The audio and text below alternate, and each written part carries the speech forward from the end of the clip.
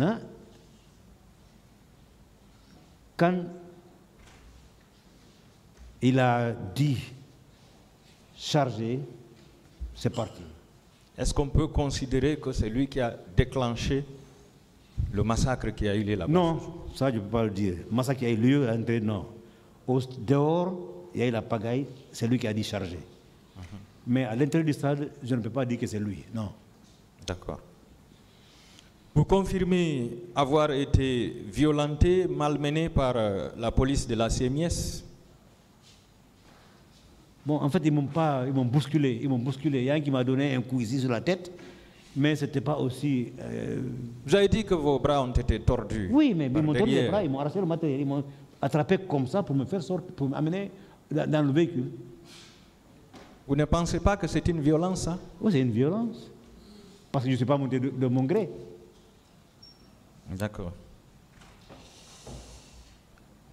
Est-ce que vous confirmez avoir vu des jeunes tués par balle qui tentaient d'escalader le mur de la clôture vers l'université Gamal Abdel Nasser? J'ai vu des gens qui retombaient après les tirs. Nous avons vu des gens qui essaient d'escalader le mur vers l'université, qui retombaient dans la cour du stade. On a vu. Je ne sais pas aller voir s'ils sont morts, non. Est-ce qu'ils étaient une dizaine? Non, beaucoup de jeunes.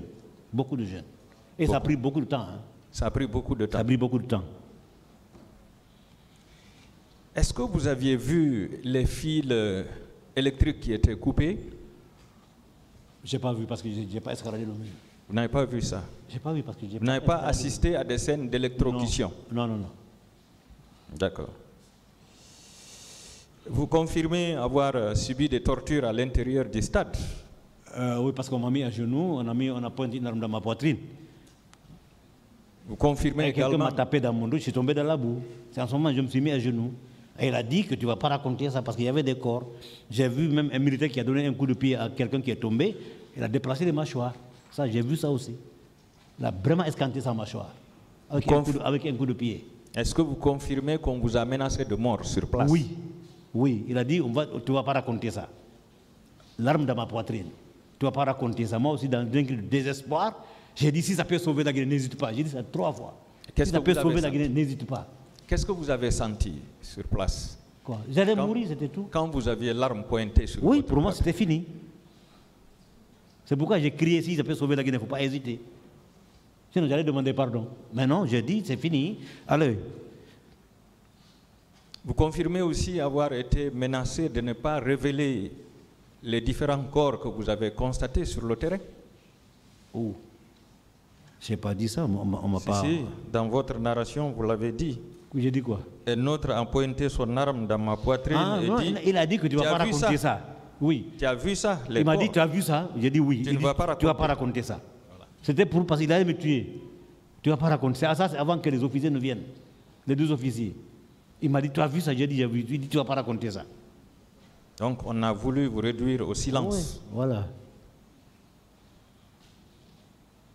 Est-ce que ce n'est pas à cause de ça que vous n'avez pas révélé dans vos articles ou dans vos reportages les corps que vous avez constatés là-bas? Repose la question, s'il vous plaît. J'ai dit, est-ce que ce n'est pas à cause de cette menace que non, dans vos différents reportages, vous n'avez pas parlé de ces corps? Si, on a parlé, on a dit tout. On a tout dit. D'accord. Donc, vous confirmez avoir été secouru à 3 reprises. Oui. Dans un premier temps par 2 officiers. Oui. Non, par le colonel Bafoué. Oui. Un second temps par 2 officiers de l'armée. Oui. Et dans un troisième temps par le nommé Kati. Kati du protocole du palais là-bas, du camp Alpha Yaya. Alors, donc, pour la 2e fois, est-ce que ce n'est pas à cause de votre présence à l'Abbé que ces 2 officiers vous ont sauvé? C'est ce que j'ai dit. C'est ce que j'ai dit. C'est parce qu'il nous a vus à l'Abbé. Parce qu'il nous a vus à l'Abbé qu'il a dit, il était avec nous à l'Abbé, c'est des journalistes, je les connais, ne les tuez pas. Hein. Il a lâché le mot, ne les tuez pas. Hein. Donc si vous n'étiez pas des journalistes, il ne vous aurait pas sauvé? Je ne sais pas. Et cette femme vous a rapporté qu'il y a des scènes de viol Oui. dans la salle de sport. Oui, dans le palais des sports. Et Ça criait là-bas, nous avons entendu les cris en passant. Elle-même, elle était trop inquiète pour elle. Mais elle a pleuré, elle criait, Monsieur Ba, sauvez-moi, ils sont en train de violer les gens, sauvez-moi, Monsieur Ba, sauvez-moi. Mais je ne l'ai jamais connu. Peut-être elle m'a reconnu comme ça. Je ne l'ai jamais connu. J'ai dit, viens avec moi, tu vas dire que tu es mon assistante. Le policier était devant nous avec une branche d'acacia, journaliste, jusqu'au grand portail. Arrivé là-bas, il dit, ma mission est terminée ici. Alors que... Alors, si vous êtes allé vous cacher à l'hôtel Rocher, puis vous êtes parti à Dakar, c'est parce que vous étiez recherché, oui ou non? Oui. D'accord. Donc finalement, vous étiez obligé de vous exiler à Dakar. 5 mois, entre Dakar et Paris. Nous sommes revenus en février quand Sékou Konaté a pris le pouvoir. Et il a lancé un appel à tous les exilés de rentrer. Merci, Monsieur le Président. Merci, Monsieur Ba.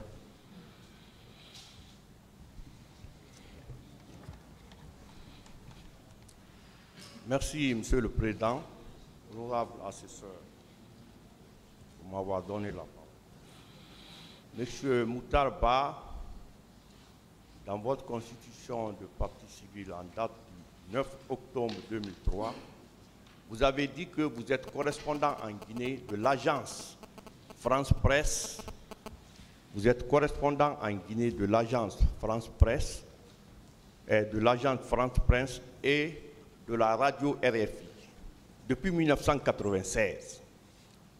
Je veux savoir, est-ce que dans votre métier de journaliste, la violence qui vous est arrivée, est-ce qu'une fois, vous avez un souvenir de ça, que ça vous est arrivé à part le 28 septembre? En Guinée ici ou quand j'étais à l'extérieur?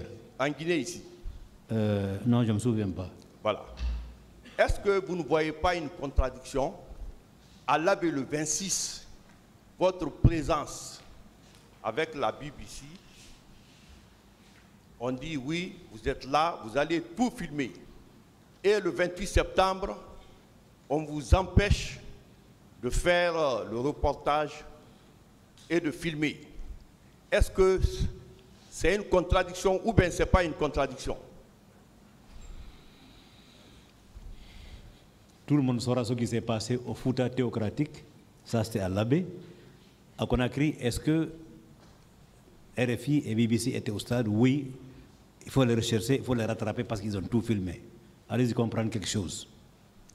D'accord. Est-ce que vous savez qu'on vous a empêché de faire votre travail? C'était dans le dessein de cacher les preuves du massacre. Oui, peut-être. D'accord. Et dans une partie de votre déclaration, de votre constitution de parti civil, vous avez dit que quand vous avez été arrêté par les gendarmes, on vous a donné un coup violent et votre compagnon d'infortune était en genoux. On dit on va vous tuer. Vous avez pris le courage. Vous dites mais si c'est pour sauver la Guinée, il n'y a pas de problème. Vous vous souvenez de cette partie? Ce n'était pas des gendarmes, c'était des militaires bérets rouges. Oui. D'accord. J'ai dit si c'est pour sauver la Guinée, il ne faut pas hésiter. Parce que, voilà. parce que je désespérais. Pour moi, c'était fini. J'ai dit si c'est pour sauver la Guinée, parce que moi j'étais là, il était arrêté sur moi. Il a pointé son arme dans ma poitrine. Je dis si c'est pour sauver la Guinée, il ne faut pas hésiter. N'hésite pas. Hein. 3 fois j'ai dit ça. D'accord.